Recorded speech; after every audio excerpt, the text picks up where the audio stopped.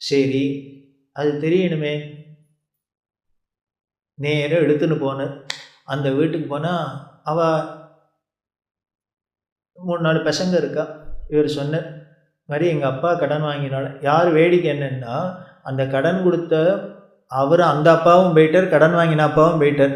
இப்போது கடன் கொடுத்தவரோட புள்ள கடன் வாங்கினவரோட புள்ள கொண்டு கொடுக்குறார். உடனே அவ சொன்னா, அப்படியா தெரியலையே, எங்கள் அப்பா அப்படி சொன்னதான். எங்கள் அப்பா டைரி இருக்குது, யார்கிட்ட கடன் கொடுத்தோம் என்ன கொடுத்தோம், அது திரும்பி வந்து எல்லாம் ரெகுலராக மெயின்டைன் பண்ணுவேன். நாங்கள் அந்த டைரியில் பார்க்குறோம், உங்கள் அப்பா பேரில் 400 ரூபா கடன் கொடுத்தான்னு இருந்ததுன்னா வாங்கிப்பேன், இல்லைன்னா வாங்கிக்க மாட்டேன்னு. இப்படிலாம் கூட மனுஷா உலகத்தில் இருக்கா.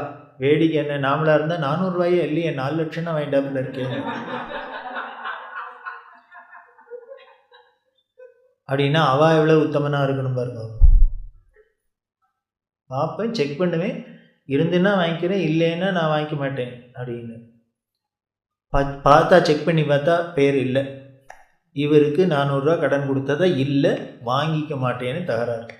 இவர் இங்கேருந்து கிருஷ்ணாபுரம் போயிட்டு என்ன பண்ணுன்னு தெரியல, ஆனை மட்டும் சொன்னார் இல்லை, கடைசியாக சொன்னார், என்ன அப்பா எனக்கும் தெரியாதுப்பா, பெரியவா சொன்னாப்பா அதனால எடுத்துன்னு வந்திருக்கேன்ப்பா அப்படின்னு. இது பெரியவா சொன்னான்னு கேட்டோன்னே அதையே முதல்லையே சொல்லலைன்னு. அவள் கேட்டான், முதல்லையே ஏன் சொல்லலை அப்படின்னு. இல்லைப்பா, உங்கள் அப்பாட்ட எங்கள் அப்பா கடன் வாங்கினது எங்கள் அப்பாவும் என்கிட்ட சொல்லலை, உங்கள் அப்பாவும் எழுதி வைக்கலைங்கிற, எப்படி தெரிஞ்சுன்னு வந்தேன்னு. பெரியவா அது மாதிரி சொன்னான்னு விஷயத்தை சொன்னார். இது பெரியவா சொன்னான்னொன்னே அவளால் என்ன பண்ணுன்னு தெரியல, அவளுக்கும் பெரியவாள்கிட்ட ரொம்ப பக்தி. உடனே சொன்னார், டைரியில் இல்லை, ஆனால் பெரியவா சொல்கிறாங்கிற, பெரியவா ஒரு நாளும் பொய் சொல்ல மாட்டா, தப்பாகாது, பெரியவா சொன்னாங்கிற வார்த்தைக்காக நாங்கள் வாங்கிக்கிறோம் அப்படின்னு. 400 ரூபாய் வேண்டாம்,